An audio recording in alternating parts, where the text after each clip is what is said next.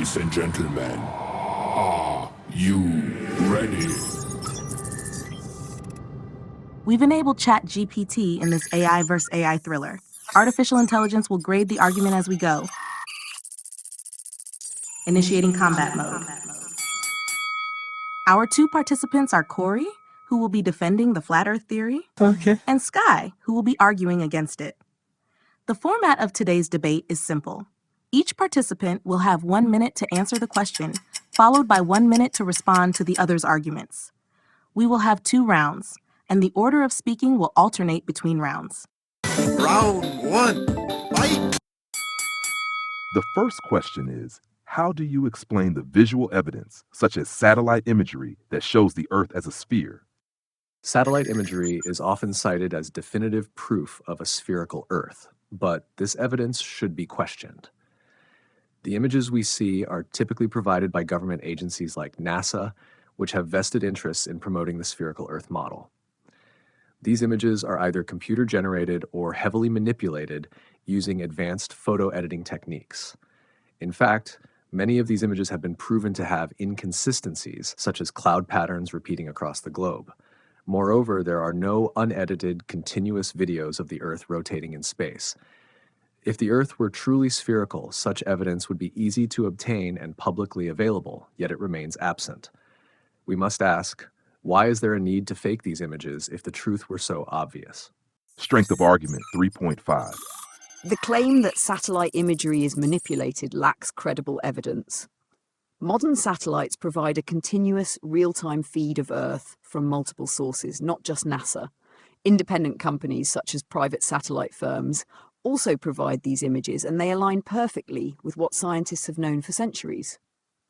The curvature of the Earth is observable not just from space, but even from high-altitude planes or weather balloons. If the Earth were flat, none of the phenomena we see, from the horizon's curve to the behavior of objects as they disappear beyond it, would be possible. The notion of global-scale image manipulation implies a level of conspiracy coordination that is simply implausible on such a vast scale. Strength of argument 4.8. You claim that satellites and independent companies provide consistent imagery, but these companies often rely on data from governmental sources. As for the curvature of the horizon, this can be explained by the way our eyes perceive distance. The vanishing point phenomenon, where objects disappear from view, doesn't require a curved surface. It's a result of perspective and how our vision works. Many videos from amateur balloon launches show a flat horizon at high altitudes, proving that the curve is not as pronounced as claimed. The absence of convincing, unedited, real-time footage of a rotating Earth should make us all question the validity of these so-called independent sources. Strength of argument 3.2. Your argument about the vanishing point and perspective only works at lower altitudes. At extreme heights, like from planes or weather balloons, the curvature becomes undeniable. As for the sources, it's not just government agencies. Astronomers, scientists, and even private space companies like SpaceX, which have their own agenda, all confirm the same spherical Earth evidence.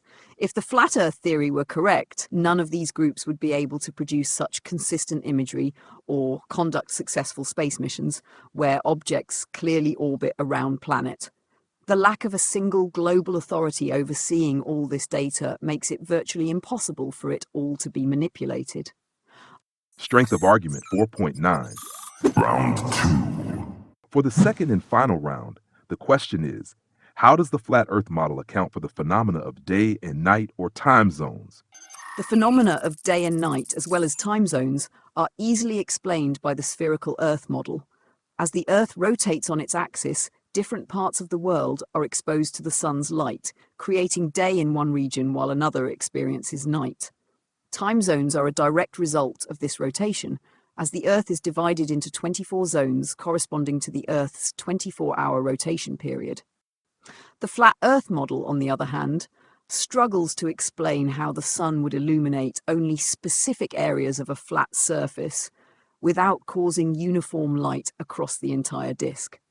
Furthermore, the flat Earth model fails to account for the varying lengths of daylight across seasons and latitudes. For instance, places near the poles experience long periods of daylight or darkness depending on the time of year, something only the spherical model explains accurately. Strength of argument 4.7. In the flat Earth model, day and night are explained by a smaller, local sun that moves in a circular path above the Earth's surface. This sun acts like a spotlight, only illuminating certain areas at a time. As it moves, regions enter or leave the area lit by the sun, creating day and night.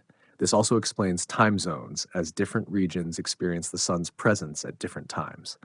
The idea that the sun is large and far away doesn't account for the direct observation that the sun appears to change size slightly as it moves through the sky, which wouldn't be the case if it were truly 93 million miles away.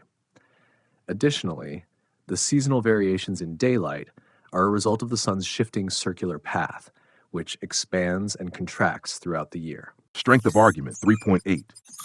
Corey's model of a small local sun doesn't stand up to scrutiny. First, if the sun acted as a spotlight, we would see sharp edges of light and darkness, which we do not observe in nature. Daylight transitions gradually, not suddenly. The spherical Earth model explains this with the curvature of the Earth and atmospheric scattering. Second, the sun's apparent size in the sky is due to atmospheric effects, not its actual distance changing. If the sun were close, we'd expect its size to vary dramatically across the day, and yet we don't observe that. Moreover, the concept of a small nearby sun contradicts basic principles of thermodynamics. Such a sun would have to be far cooler to avoid overheating the Earth, yet it would still somehow need to heat the planet evenly. Strength of argument 4.9. You dismiss the spotlight effect too quickly. In the flat Earth model, the sun doesn't create hard transitions between light and dark because its light is diffused over distance. It behaves more like a localized lamp, creating softer edges of light. As for the size of the sun in the sky, the difference may be subtle, but it's observable. Time-lapse footage shows the sun shrinking slightly as it moves away from the observer. This would be impossible if the sun were millions of miles away. And the thermal balance of the Earth? That's explained by other factors, including the flat Earth's protective dome, which regulates the sun's heat distribution. Strength of argument 3.5. Now we will move into the closing statements. Each participant will have 1 to 2 minutes to provide their final arguments and try to convince the audience of their position. The flat Earth model challenges the dominant narrative, which has been widely accepted without question. We've seen that much of the evidence for a spherical Earth, such as satellite imagery, comes from sources that are not transparent and are closely tied to government agencies. These institutions have a vested interest in promoting a specific worldview, and we must ask ourselves why. The flat Earth model presents alternative explanations for what we observe, such as the spotlight sun explaining day and night, and the idea that our visual perspective can distort how we perceive distance and curvature. If we are truly open-minded, we must be willing to question the mainstream and explore models that are not simply accepted because they are widely believed. The flat Earth theory encourages us to scrutinize the information we are fed and look at the world through fresh eyes, rather than relying on data from authorities that might have something to hide.